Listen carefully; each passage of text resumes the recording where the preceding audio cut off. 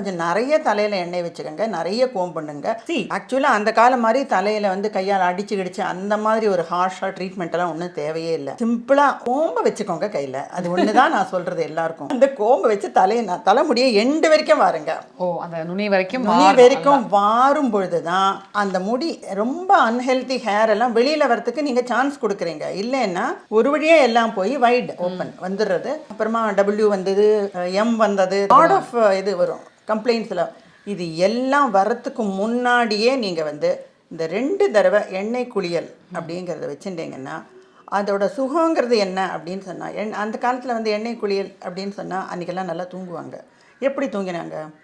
அவங்களோட mentally they have gone stress free.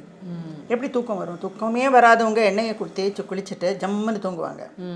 So you need a rest, mental rest, for which இந்த எண்ணெய் குளியல் help பண்ணுறது. சிஸ்டம்லேயே அது it really works very well. அதனால் இந்த எண்ணெய் குளியலின் சுகம் அப்படிங்கிறது நீங்கள் வந்து வாரம் நிறைய தடவி நல்லா கோம் பண்ணி ஒரு ½ அன் ஹவர் கழித்து நீங்கள் வந்து ஒரு சீயக்காய்த்தூளோ ஷாம்புவோ எதான போட்டு வாஷ் பண்ணிவிட்டு அதை மாதிரி 2 தடவை செஞ்சுட்டு நீங்கள் பார்க்கும்போது உங்கள் முகம் எப்படி பளிச்சுன்னு ஆகிறது, உங்களோட தலை முடி வந்து நல்ல அது ஃபால்ங்கிறது ரொம்ப ஹெல்தி ஃபாலாக இருக்கும். ரெண்டெல்லாம் இந்த ஸ்பிளிட்ஸை நீங்கள் பார்க்கவே முடியாது. 2 தடவை அது மாதிரி பண்ணிவிட்டு அப்புறம் டெய்லியில் நீங்கள் வாரும்போது உங்களுக்கு வந்து you will not find any split end.